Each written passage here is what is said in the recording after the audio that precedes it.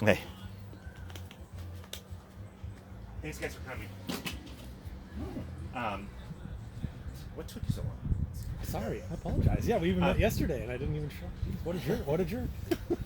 This is the Freedom Haven Project. Just a quick overview of it, and we'll have a Q&A afterwards, and you can ask questions and kind of explore from there. The project itself is, we've been on this for 5 years, and the project itself has solidified to the point that we have a good design. We know how to do this. What we're missing is how to present it. It's kind of like, here's a lot of data and techies. Where do I put it? And you're like, dude, I don't. Why do I want that? You know. So to find out what rings with people, what works. So I'd love to hear feedback from you guys, what you think. As I learned yesterday, I talked way too much, I think. So I'm gonna try to go through this faster and talk less and do more discussion. By the way, at 8 o'clock today, we have we're watching Serenity. You guys seen that movie before? You mean the Josh Whedon? Yeah. Yeah, I've seen it before. It's a good movie. No, I've never heard of it. Have you seen the TV show Serenity, Firefly before? Never heard of it. I don't watch a lot of TV, so. You're breaking Tony's heart. Josh Whedon made his TV episode. Well, now you show can that was, now you can see this movie. He's gonna show it at 8 p.m. He made this TV show that was kind of pro freedom and stuff. It was pretty cool, and that it was on Fox, and he did all episodes all out of order, so it was too bad, and it kind of just has bad slots, so it was canceled after 10 episodes. And it was like, and it had a fan base because they like watched it in order and stuff. I think I might go to the 20-year-olds meet at ATF at 8. I think that's at 8. Oh, cool. I don't know when it is. I have to look again. I think it's at 8. Okay. The Freedom Haven Project seeks to provide the highest level of social and economic freedom on the planet. And it doesn't seek to do that through democratic vote.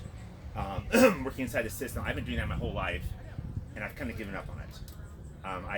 When Ron Paul got rid of, when the Republican Party screwed Ron Paul at the Republican convention, all the candidates that people were hoping for those who were wanting Bernie Sanders, the Democratic Party got rid of him.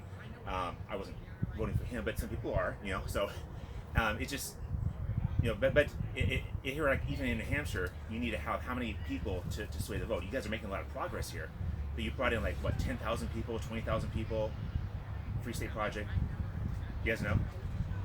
I'm not a huge Free Stater, to be honest. Oh yeah. I'm curious to hear people's like ideas of like how to live a good life. Like that's what I'm intensely interested in. Obviously, like liberty is part of living a good life. Anyone who has ever experienced any degree of liberty, anyone who spends any time studying the world and seeing people not have liberty will understand that. Yes.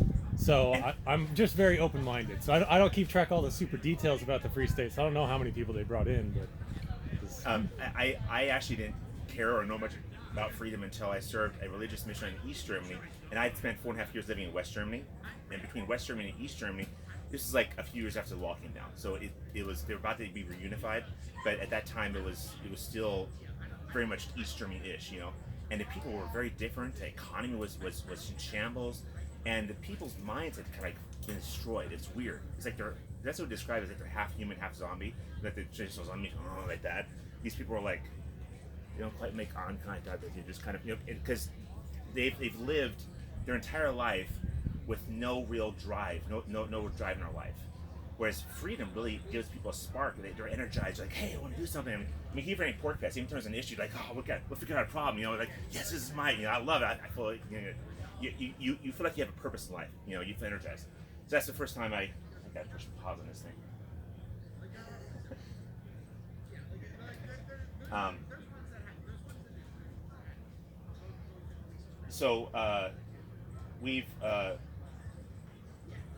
We're going to be providing the highest level of social economic freedom in the planet. We'll talk a little about how exactly we're going to be doing that.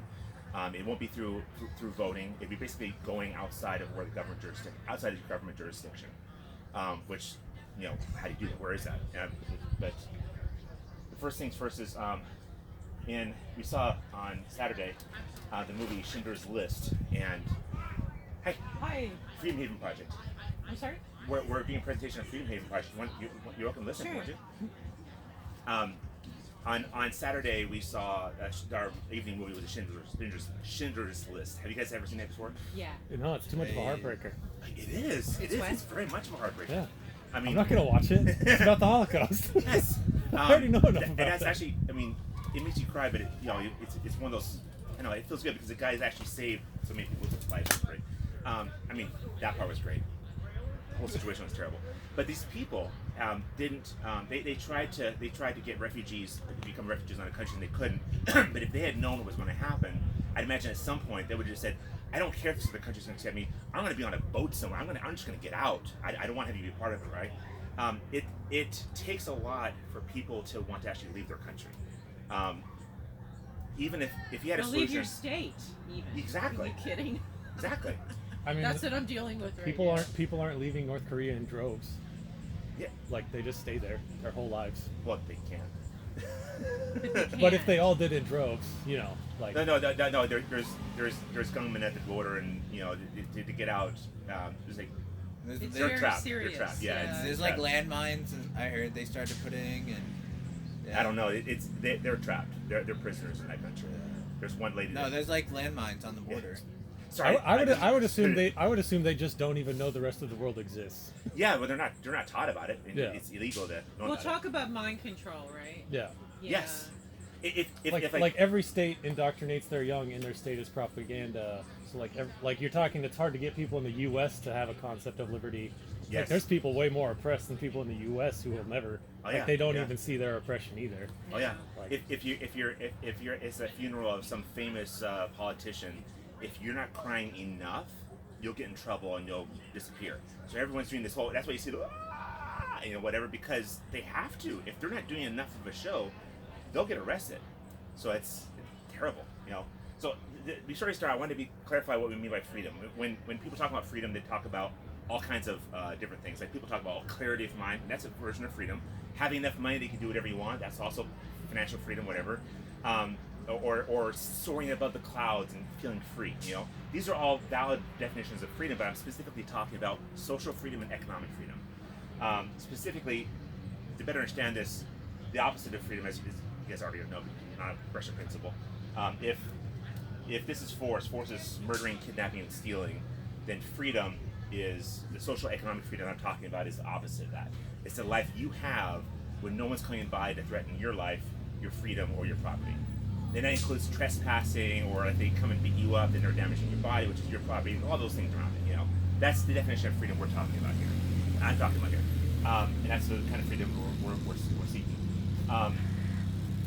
We think this project will do the best with. Come on in. No, we're just here, just seeing what you're doing, and we'll come back later. We're Okay. gonna walk. Throughout history, there have been groups of people who have, in very dire situations, fled their country, and not only fled their country to another country, but fled their country to a new frontier that was undomesticated at that time. The 30-Year War, or the Protestant War. You guys know much about that in European history? Well, my great-grandfather was, when they escape on a boat Which boat? from Ireland. When they're not supposed to, they hide. What is that called? Stowaway. Stowaway! I'm sorry. Ah. Yeah. And he was a teacher there, and people have no idea how bad it was there in Ireland. It was a genocide. It was not a famine in the way that it was described. It's more complex what the war was about, but Yeah. in general, it's kind of over religious freedom. A lot of people were breaking away and wanting to. There's Martin Luther King. The Catholics were getting killed there. Yes, Yeah. and it was going both ways. It was a terrible place. But that led to the Pilgrims coming to America, and they couldn't succeed initially because they established communism, and it kept failing year after year. Basically say, okay, you guys go there, just whatever, and whatever we have next, we'll all share, right?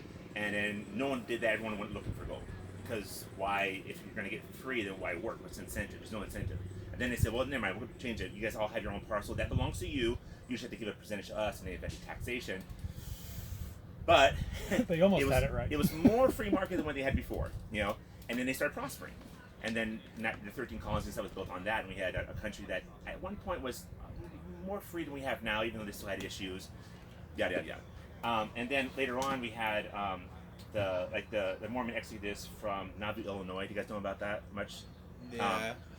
Yeah, Did you? just Mormon history. Yeah. Yeah. Basically, this was actually a contention that happened over the slavery issue, more or less. Basically, you know how we're moving. Free State Project has to do with moving a lot of people into one state to have influence on the vote to bring more liberty here, right? Which is a great thing. Illinois was a pro-slave state. The members of the Church of Jesus Christ of Latter-day Saints, or as people back then called them, Mormons, did not. They were anti-slavery. They believed in abolition of slavery and so forth. Well, they suddenly move in and have the majority vote in this area because back then Nauvoo was bigger than Chicago. And the locals didn't like that very much, and it really got them upset, and it led to all kinds of contention, and basically they ended up being driven out, and they ended up fleeing to what was then Mexico, right before the U.S.-Mexican War, to escape. So these are just two examples of people that were in such hard situations that they actually, in order to have the freedom they sought, moved to a completely new frontier. You know, moving to another country is one thing, but these ones here specifically, they left a country, they left civilization to go out and do something new. And that's kind of what we're focusing on here. In the world today, the UN estimates there are about 25.4 in 2017, so it's more now, obviously. 25.4 million refugees around the world. These are people who have already left their country and are either stuck in refugee camps or asylum or whatever it is, that are looking for a place they can prosper. Most of them probably don't know much about freedom because they were never taught it, because that's the way the world works. But can you imagine what would happen if they could be brought to a place where there's a free market? This is a Zatara refugee camp in Jordan. It has 1.5 million refugees. Oh my god. Yeah. But that's not like, that's like a city. You know? Oh, it is. Yeah, it is. Yeah, that's not like a refugee. That's an internment camp to me. Yeah, You know what I that's mean? kind of I mean, that's what they want to do to us. Yeah, but here's You know? here's the thing. I would propose that I would put forward the statement that if they had all their social and economic freedom, they would turn this into a paradise. It's a rock in the middle of nowhere, and yet they would still turn it into paradise. The example I like that Milton Friedman used. Now we have David Friedman here. I saw. I was like, You should have heard of him in Jeffrey Who is Tucker. that? Milton Friedman or David Friedman? So is that Milton's brother? His kid. No, that's his son. Oh, that's his son, the old Yeah. guy with the Yeah. gray hair? Yeah, that's Milton Friedman's Milton kid. Freeman died a long time ago. And then Okay. his son, Milton Friedman Patrick was old Friedman, when he was writing public policy and giving speeches. So. Okay. Patrick Friedman, his son, actually started a movement, which is kind of what I'm talking about, sort of. Yeah. He studied. So this is Hong Kong in 1868 and 1872. You guys know the history of Hong Kong? That's kind of where the Silk Road came from. The Silk Road went through that whole area, and the fight between China and UK was basically the Opium Wars. Yeah. And China lost, UK won. UK conquered this area that called Hong Kong. But then UK turned around and says, well, I'll tell you what, we're not going to really conquer it. We're going to say that we're going to lease it from you for 99 years, and here's some money, you know. And China said, okay, yeah. Well, that's actually not true. It's partly true, but so I guess it was in 1872 or something. They got Hong Kong Island, and then it was like I think 1899 or something. They leased the new territories, which is surrounding territories of Hong Kong, because Hong Kong today is bigger than just the Hong Kong Island. Oh, so they just had a small piece, but then they leased out a larger piece. Yeah, so the lease for the 99 years was of the new territories. Got it. But they owned indefinitely Hong Kong Island. The British just decided to give it up, along with the new territories in '97 or whenever it was. Yeah, that's too bad. But they didn't have to. But what's unique about the situation is the person in UK that was in charge over Hong Kong decided to take a hands-off approach. To let the people do what they were doing, what they're used to. And so the people were a third world country. They were very, very poor. And yet, after multiple decades, they became one of the more prosperous nations on Earth. They have an economic freedom index that was actually the largest in the world, even more than America. Believe it or not, we're actually not the freest country in the world. People have a hard time arguing. No, wait a second. I got a bald eagle here. It says otherwise. You know, and I believe that too. Everyone is raised with this pride in your country. All countries are like that. It's hard to think outside that box. It really is. Right now, I think we're the 25th economically freest country in the world. Whoa. And we're falling, and we've been falling for a while. And even then, the freest country in the world doesn't mean much when all the countries are losing their freedom. You know, it's kind of like, hey, I'm on the top floor of this ship that's sinking. You know, it doesn't. So this is it. I love this example because Hong Kong is just a barren rock in the middle of the ocean. They have, I mean, they don't have much agriculture space. They don't have, they have fishing and stuff. But it's not. They don't really have a plethora of resources. And yet, because of freedom, they were able to become very, very prosperous. I believe they have millions of the greatest resource, sir. What's that? Humans. It's the only resource. Yeah, that's the best resource. What were we quoting from? That sounded like a quote from a. It's just okay. That's like a famous debate or something. Milton Friedman How said dare that. you not say there's resources there? There's people there. I am a resource. What were you gonna say? Yeah, it's like human potential, you know. Exactly. It's the only resource. Yeah. I can't make crap out I of mean, natural they're resources, like but I banging can. us. It's like give us a kiss here and bang us across the back of the head. Yeah. You know?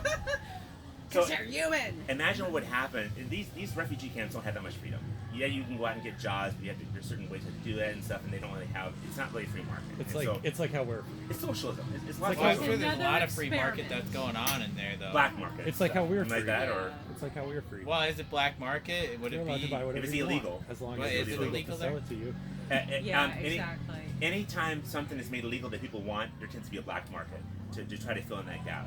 But the black market has a hard time doing as well as a free market if you actually had everything out in the open. I just mean, like, I can imagine in all those small little places there's like people selling bread or whatever, you know? Is that illegal? Isn't that just to set I up don't. a I don't little think the tent details of the and- legality of the refugee camp are what he's driving at here. It's Well, mostly yeah, to be able but to I'm trade with just- external sources to bring us up to work and provide products and services outside, like even to get the wheat.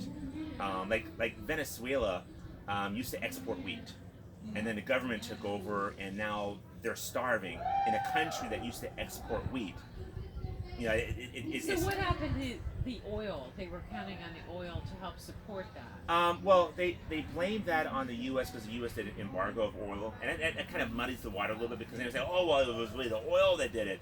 I was like, okay, yes, having an embargo against your oil is an issue, but you were a wealthy country not just because of your oil. You had freedom. Venezuela had freedom. Like, hey, we're so rich. What are we going to do? We're the wealthiest nation in South America. We're going to do, hey, let's try some of that socialism. Ugh.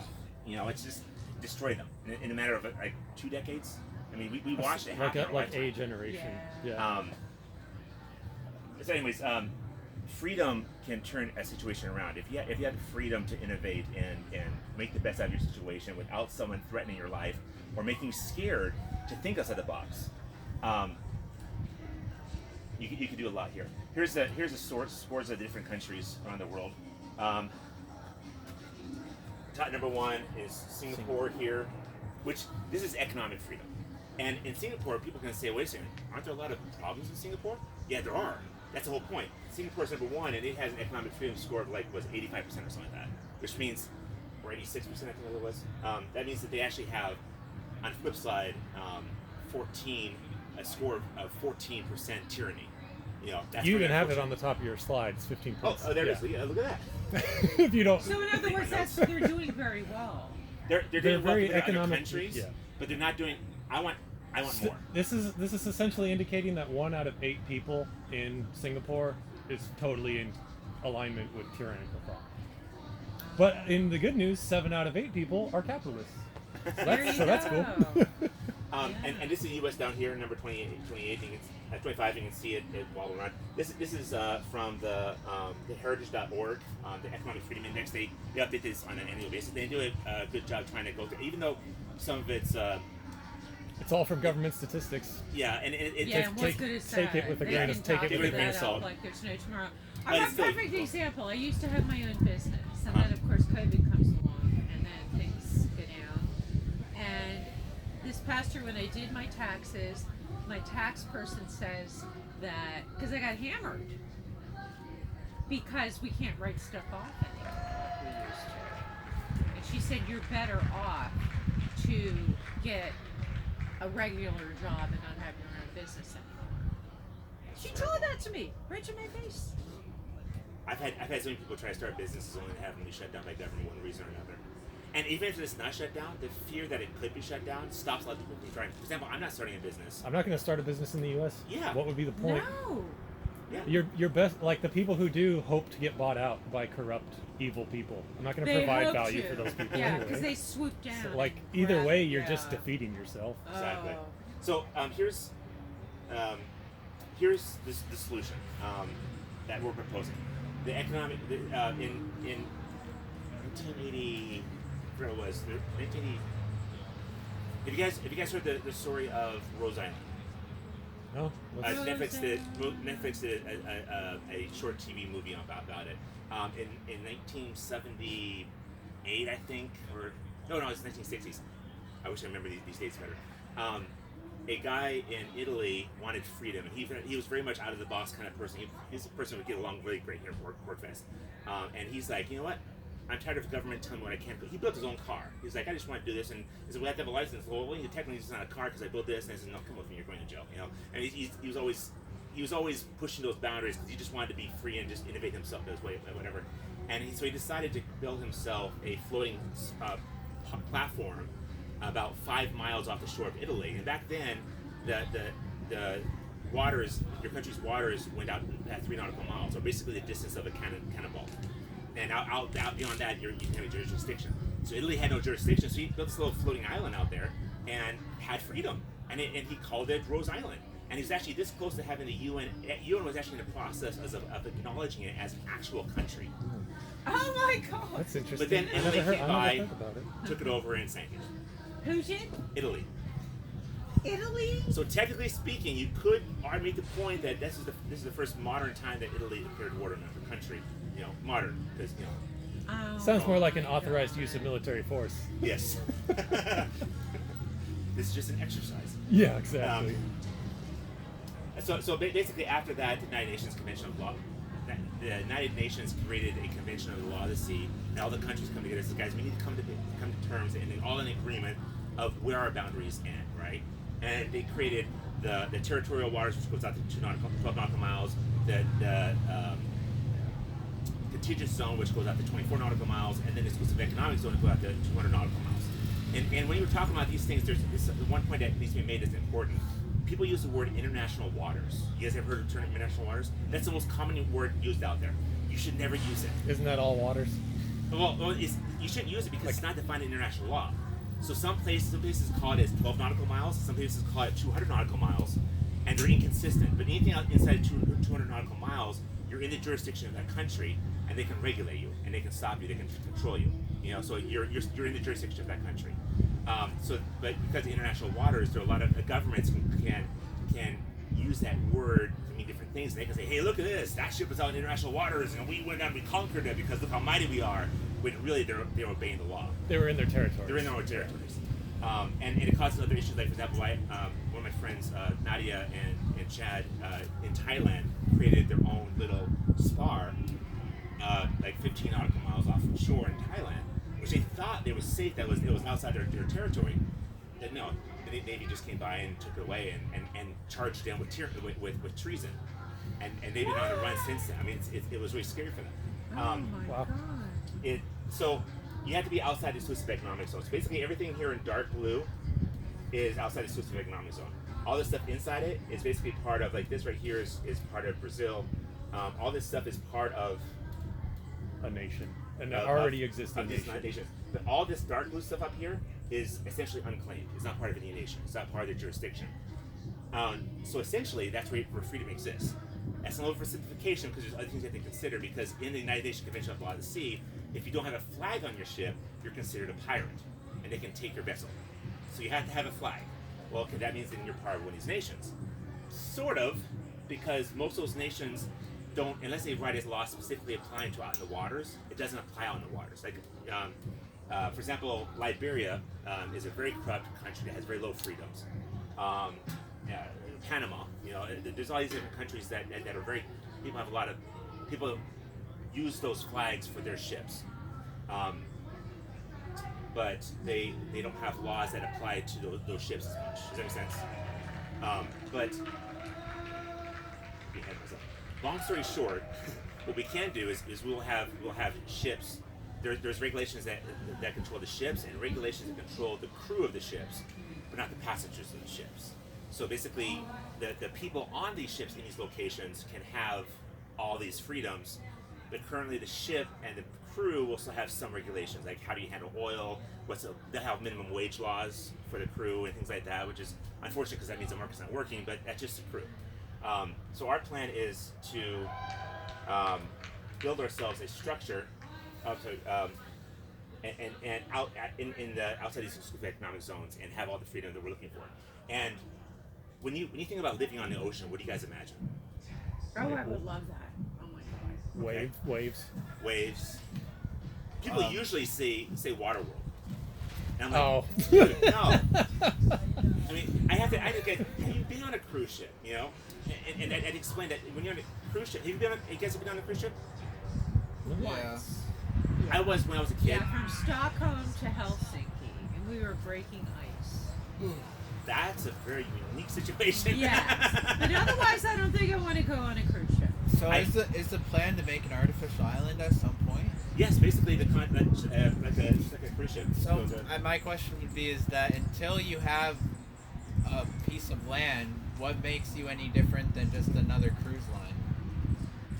Like a cruise company. Lines are there to entertain you at a pricey at a higher price. The cruise lines also operate within territorial waters. Yes. Our plan So is never to go back to shore again. Essentially, all the customers of the cruise line are also regulated by the territorial laws. Whereas There's no cruises that go his international? cruise would just stay They go international. into international waters, but then they come back to port. And when you go back into port, you're subject to that But wouldn't you have to go back into port? Only the crew. We wouldn't, and we would have. That's why it's called a port city. This is a floating port city, and everything will come to it, and things will go out from it.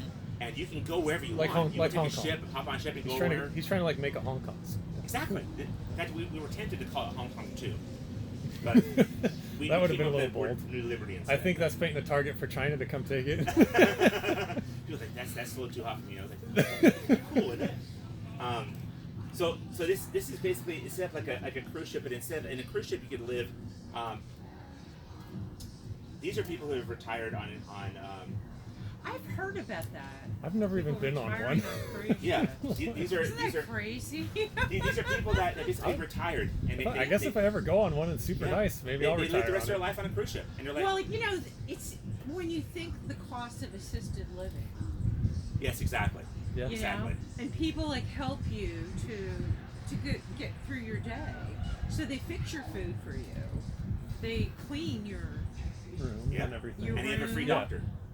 Really? There you go. You know, so it's a really good deal. Although if you have a really bad thing, they'll send you to a hospital on land because it's not a big hospital. It's just kind of a minimal. It's a clinic. Kind of thing. Yeah. You fall and break your hip. And the problem is, this is the MS of the world. People actually live on this currently, and it slowly goes around the entire world. But the cabins on these, one of the cabins is $1 million. The other ones they go up to like $10 million. So that's ridiculous. That's the high end. On the low end, you have things like Life at the Sea cruises. This is MS Gemini, but they were actually switching to another one. This is going to be launching like in November this year, and that's $30,000 per person per year, which is still a lot of money, but that's much cheaper. We're actually going for something much cheaper than that. We're going for something simpler. Instead of it being a place where you go somewhere and all the stuff's taken care of, you have a maid taking care of your room, you have steak and lobster for every dinner, and you have all this stuff. You live this high life, whatever. It's like your life here. You live somewhere. If you want to go to a movie, you go out to a movie and pay for a movie. You want to go for a lobster dinner, you go out and you pay for a lobster dinner. And it's less wasteful. Does that make sense? We believe we can bring the cost of this down to an average of $20,000 per person per year. And actually with a minimum of like $5,000 per person per year if you want to live like people do on a Navy ship where you have like multiple bunks and stuff and it's not very fun. Okay, I have a real pointed question here for you. I love these. So, yes. So I'm a professional musician. Piano. High end. Yeah. So I've heard working on these cruises is not the best working conditions. We're not. This is actually a completely different system than those cruise ships. Yeah. Yeah, but like, how can you? Like, somebody like me can actually dovetail my skills into like a work. You know, to pay off whatever. You mean like it'd be a professional musician on a cruise ship or something like that? Or? Yeah, but it has to be better conditions than what I've heard of. So Yeah, I'm interested in any creative solution to this. A cruise ship today is not the free market. We're not actually looking to imitate what a cruise ship does. But that's simply to point out what the technology today is capable of doing. This is what we call floating cities. And actually, I have a 3-minute. This is the Symphony of the Seas. It's 361 meters long, 72.5 meters high, 66 meters wide. And it's hard to imagine just how big this is. I used to work in Seattle, Washington. And have you guys ever seen the skyline of Seattle, Washington before? It's a bunch of buildings, and there's this big the space needle and so forth, right? And you're coming to work. I come into work one day, and there's my office, and everything's there, right? And I look up, and I'm like, you see Independence Day? The big spaceship goes over. I look up, and I'm like, it's like, oh my goodness, it's a big city. It just dwarfs the entire. It's a floating city. Not in the sky, but basically, it just kind of goes by. That is a cruise ship. These things are immense. I have a 3-minute video that I showed last time, but I think everyone got a little lazy. That person went through like an hour-long video and went through all the things he could. He only covered like half a cruise ship. He went through the park where they had trees. He went down the water slides. He went over to these different bars and restaurants and saw these plays and all these different things and showed all of them. And he showed it fast forward in 3 minutes. You get an idea of how big it is, right? I'm not going to play it for right now because I think I started losing my audience last night when I was doing that because it was too long. Even 3 minutes was too long. These are big and it's hard to understand it. Titanic is about this big, and these are 2 wings on both sides. So it's 2 Titanics, higher, wider, longer, and more modern and luxurious. That's a cruise ship, though. We're not going for free market luxury. Basically, if we're going for the market, the free luxury that free markets provide, if you want to pay for it. If you want to have a Porsche, you go out and buy a Porsche. If you want some old $1,000 used car, you can go and get old $1,000 used cars. Not everyone gets Porsches. Not everyone gets a Lamborghini. That's wasteful, you know. So this is the design we've come up so far, and the goal is, at this point, this will be built by 2037. We're in phase 2 of 4 phases to actually get this constructed. This can house between about 5,000 to 10,000 people, and it will be in the South Bay of Bengal, which is between India and Singapore. And we think that the refugees will be our primary audience, even though you have to agree to the non-aggression principle before you're allowed on these ships, inside this community. So not everyone can be on, and you have to actually prove also you have a 2-way pass to go back where you came from. So if you're a murderer and you snuck on board and you started killing people, the punishment is you basically get sent back where you came from. So we have no long-term prisons. Overboard. Not thrown overboard. There's no taxation here. The only law is basically you may not murder, kidnap, and steal. And that's it. You know, we have our own harbor. We have a gantry crane. All the spaces are modular. So basically, you can, as the free market continually changes what the market conditions are, the free market changes what the needs are. Like this goes out of business because it's no longer needed. Now we have this over here. You just switch out the compartments, and you're able to have new businesses and new industries and swap them out basically. Any questions about this or thoughts about this? No, I really appreciate that you point out how you're already thinking forward of allowing the creative destruction process to not. Yes. It seems like most states eventually just accrue like a leviathan of bureaucracy because they keep trying to intervene to make the creative destruction process not so terrible. Exactly. It's just the way it is, and so I like that you're at least like forward thinking about it. I used to work at Method Electronic in Carthage, Illinois, a plant that manufactured electronic components for cars, Ford, Toyota, all that stuff.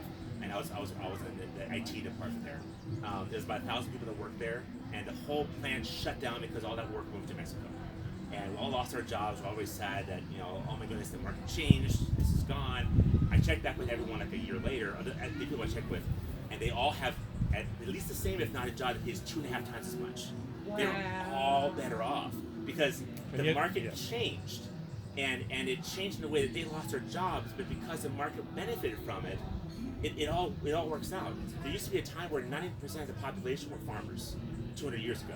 Right. Now only 1% of the population are farmers. Does that mean the other people are all unemployed? Or starving? No, we now work at an iPhone. We work for Apple selling iPhones. I mean, our cost of living, our standard of living has gone up.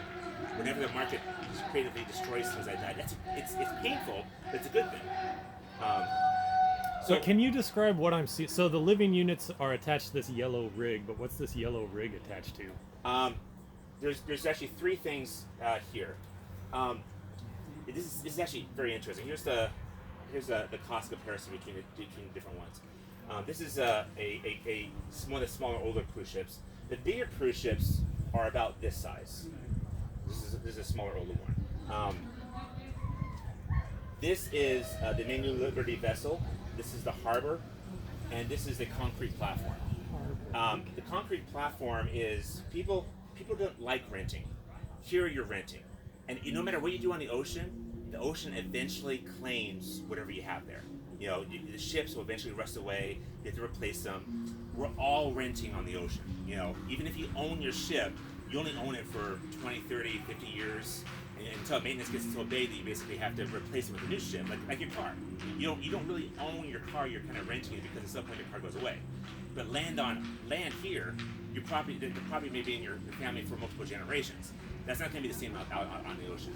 But some people really wanted to have their own land that was theirs, even if it was just for a time. And so we designed these concrete floating platforms, which are hollow sphere concrete floating structures that are triangle shaped with one curved side. And geometrically, I wish I had a chance to actually I was going to 3D print out a model of it and show it in water how it looked and stuff like that. But this is not really what I'm interested in. If people want it, it's going to cost a little more to live here, even though you own it, because you don't have the free market working as well for you. Here, you have a much higher population density. It's the same as owning and renting right now, kind of, sort of, where like, do you want to pay to upkeep your infrastructure and then claim that you own the infrastructure, or would you just like someone else to take care of it? Exactly, yeah.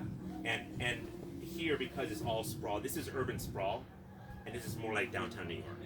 And neither of them sounds really attractive, but I prefer this one because here you won't have just one water provider or electrical provider, power provider. It's going to be a free market. You can have multiple water providers, multiple electrical providers. Like you can say, okay, this one has great quality power, there's never an outage, never a brownage, whatever, and their rates are here, right? This one over here charges you like maybe half as much.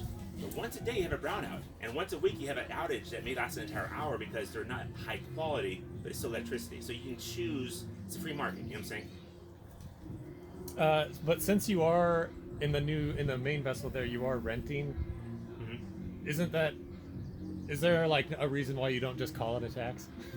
since you're like claiming that there's an unavoidable infrastructure I must provide.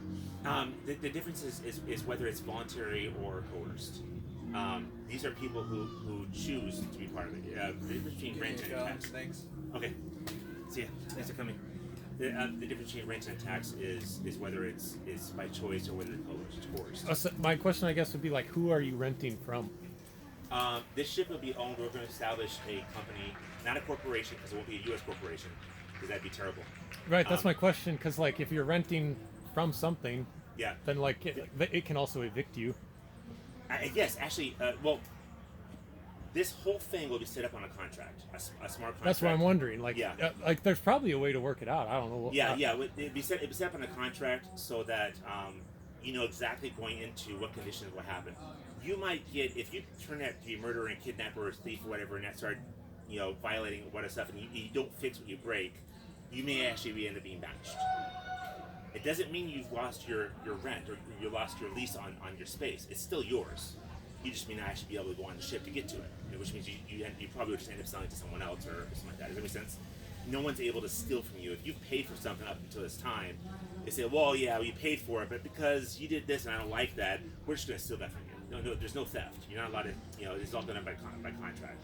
But who actually takes care of the ship will be a company that will we have all this laid out financially wise, how it's going to work, and we're hoping to be able to do all the maintenance and support and all this stuff for about $40 million over 10 years, which is about $4 million a year, which is incredibly low with a crew of about 20 people. Yeah. I know, but we're hoping the free market can actually help us squeeze that into that small little circle. And they're the ones that'll be in charge of maintaining all the vessels, but they'll be doing it with under specific contracts. And when you go on board, you know exactly what and the laws won't change when you're on board. There's not going to be any democracy there. Instead, we all agree on what it's going to be before we go on to the ship, and so we're all on the same page, and there's consent. And when you go onto it, you agree that you won't murder, kidnap, and steal. And specifically, what does that mean? You know, like for example, this person over here believes that if you kill that cow and have a cheeseburger, you're committing murder. So it's okay for me to come over and shoot you in the face because I'm just defending the cow. Well, you have to clarify those things, you know. And the way we wrote it is like, no, we're talking about human life. You know, if you have animals, other things to take care of, you're the owner of the animal, and we hope that you're a humane person, and we can talk to each other about how to do this and what to do with those animals, but we won't shoot each other over that because that animal is your property, this animal is that person's property. Does that make sense? But those are details that have to be ironed out before we go into this, but we all agree to it going ahead, and we're not going to be voting on what. You two aren't going to be voting on what happens with your car. You know, there's no majority vote. There's no mob rule. I get a vote on it too. That makes it fair. So, what we're doing this project is we're trying to. This is still very much in infancy. We're in phase 2 of 4 phases. This would be done and up and running by about 2037, we estimate. But right now we're at export.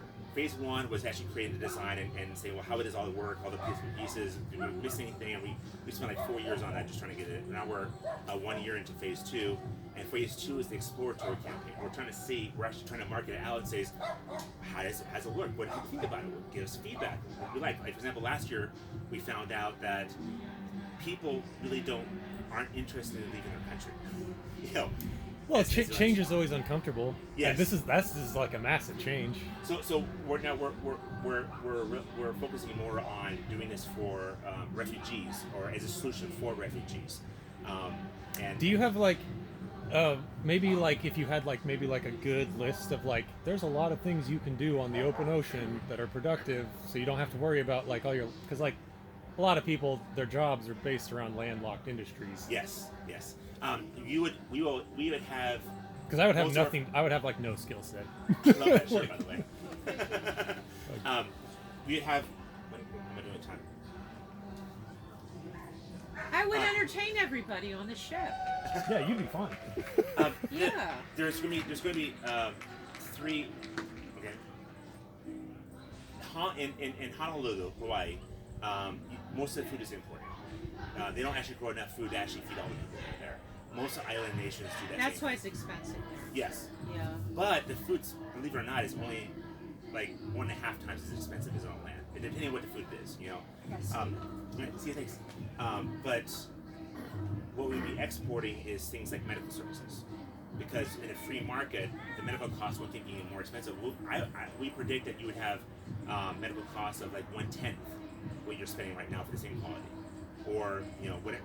So people would come from other countries just to have their heart surgery done here, where it only costs $30,000 instead of $300,000. And so your real hope is that like that just extends across like every service and industry. Medical tourism is actually already a big industry. People will go to another country just to have an operation for a done. favorable law. Yeah. Because it's cheaper there and they have the same quality. Or stuff that are approved, like stem cells or some other treatments. Exactly. Yeah. And since this would have all of it, why Yeah. wouldn't you just go there? Yeah. So we'd be exporting all kinds of products and services that the free market could do better than other countries, whatever it is. Okay. And then the money we would get from that, we'd be importing things that we need. And even though we could grow food there, I would guess that importing stuff from It's cheaper. is cheaper. Yeah. But maybe growing drugs. Yes. So our goal with this is to see if there's enough interest in. We're raising $20,000 over the course of our 4 years for marketing to actually see, is this something that people would vote for? If not at phase 2, then the whole thing's a moot point. Why get into something much bigger? I mean, yeah, it would work, but if you can't find the political behind it, then what's the point, right? If you guys are interested in this, and if this is something you'd like to see happening, I would encourage you guys to donate $5 to the Freedom Haven Project, and help us meet our goals and move to the next step. And let us know your thoughts, input, and questions you have on it, because we learned so much from the feedback from people. Any other questions or anything? Yeah. Solid presentation. Thanks, Tony. Yeah. Electrical power. Oh, just like in cruise ships, we would have probably the most common one is diesel engines. Diesels, yeah. Although we would love to have Go atomic. liquid fluoride thorium reactors. Hell if they're, yeah. if they're Those, legal, you're on not the- even legally allowed to design Yes, those. that would be awesome. That'd be better. So the reason I ask is because I'm a certified marine electrical technician and I'm a dealer for Victron Energy products and I do off-grid power systems. So I want to talk to you. Oh, awesome. I missed the beginning. Where are you planning on parking the thing? The South Bay, it's a ship, so we can, if things change, we can always change. But the current plan is South Bay of Bengal, between India and Singapore, where 75% of the world's traffic still goes through that area. So you can still buy stuff from Amazon. It just might take an extra day or two before it arrives to your doorstep on your floating city. And it is, which basically, this is just the seed. It would expand out from there indefinitely in all directions. Yeah, is this like modular to like? Is this like a kind of like a part of a fractal, or is this? That is actually what we're hoping to do. The really tricky thing is that there's a lot of wear and tear on vessels when the waves come, and how we would do that. It's better if they're connected.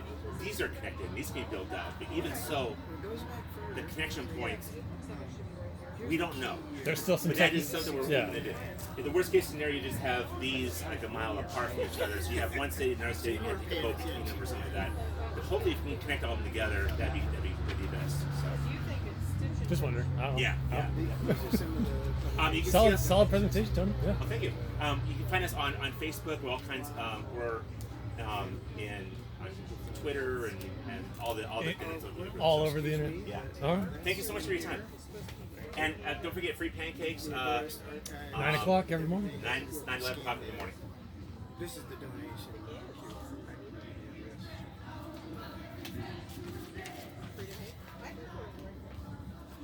Some music, sort of like some anti-COVID rap. I'm already at the place I want to be.